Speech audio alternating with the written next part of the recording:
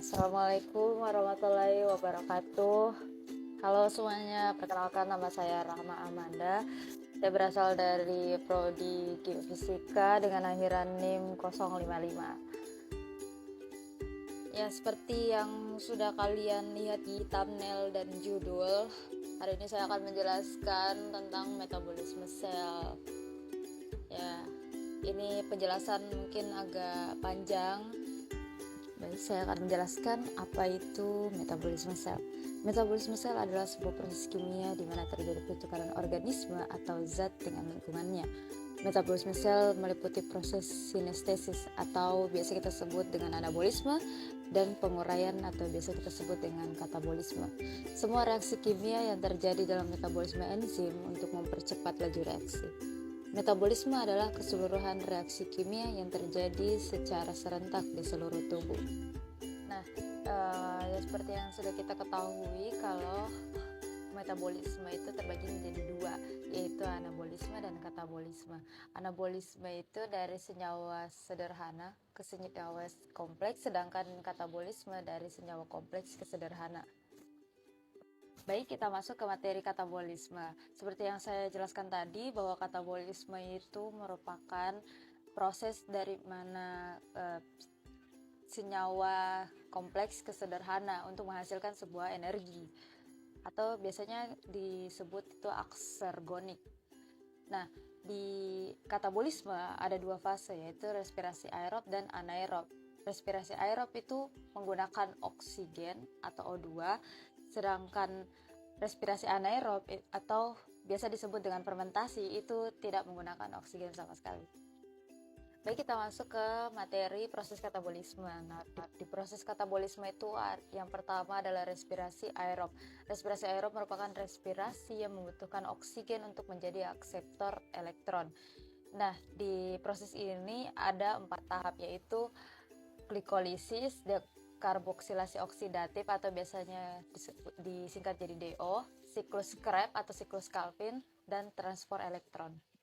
Baik, kita masuk ke tahap respirasi anaerob. Respirasi anaerob itu biasa disebut dengan sebutan fermentasi.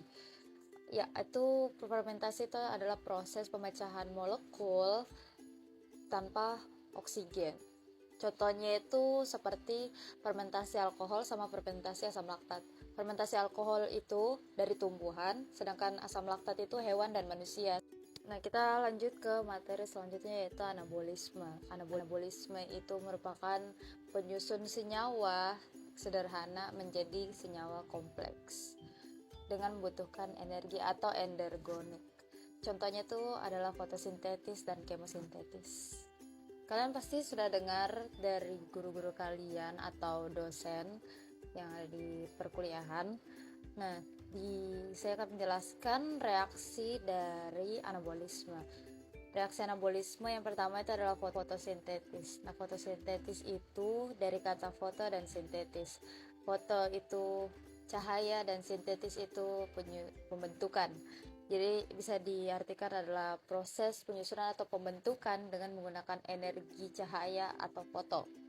Jadi di fotosintesis ini ada dua reaksi, yaitu reaksi terang dan reaksi gelap. Nah, seperti yang bisa kalian lihat di layar, jadi kalian jangan lihat aku, kalian lihat layar di belakang. Nah, itu ada huruf dan angka. Itu adalah proses fotosintesis.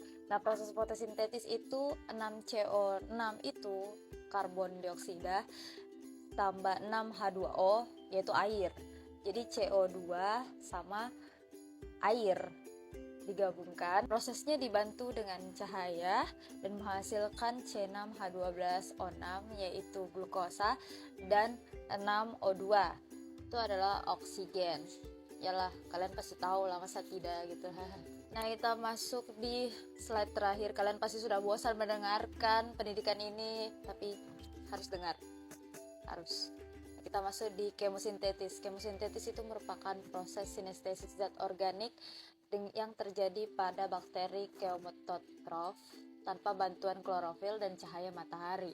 Bakteri tersebut akan mengoksidasi senyawa anorganik tertentu menjadi senyawa organik. sekian materi dari saya tentang metabolisme sel. Terima kasih yang sudah menonton. Nggak usah di-subscribe karena paling ini cuma satu video. Sekian. Wassalamualaikum warahmatullahi wabarakatuh. Sekian, terima kasih.